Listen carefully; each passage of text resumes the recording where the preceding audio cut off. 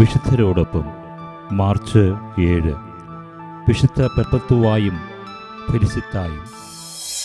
വിശുദ്ധ അഗസ്തീനോസ് തന്റെ കൃതികളിൽ വളരെ ഉയർത്തിപ്പിടിച്ചിട്ടുള്ളവരാണ് വിശുദ്ധ പെർപ്പിടുവായും വിശുദ്ധ ഫെലിസിറ്റാസും.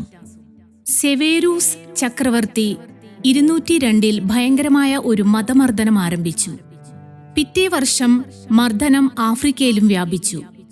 പെർത്തുവ, ഫെലിസിറ്റാസ്, സർത്തൂണിനൂസ്, സെക്കൂനൂസ്, റെവോക്കാത്തൂസ്, സതൂരൂസ് എന്നീ 6 നവശിഷ്യർ കാർത്തേജിൽ വച്ച് അറസ്റ്റ് ചെയ്യപ്പെട്ടു. ഫെലിസിറ്റാസ് 7 മാസം ഗർഭിണിയായിരുന്നു.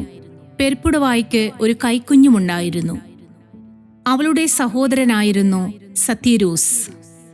22 വയസ്സുള്ള പെർപ്പിടുവ ഒരു കുലീന വിജാതീയ കുടുംബത്തിലാണ് വിവാഹിതയായിരുന്നത്.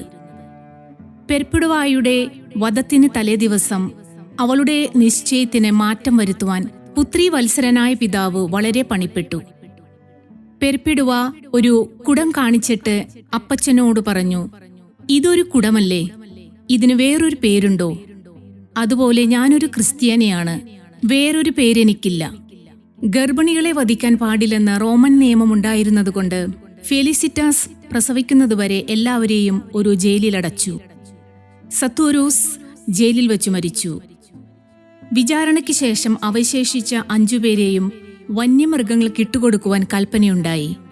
അങ്ങനെ വന്യമൃഗങ്ങളുടെ ആക്രമണത്തിൽ 5 പേരും രക്തസാക്ഷി മകുടം നേടി.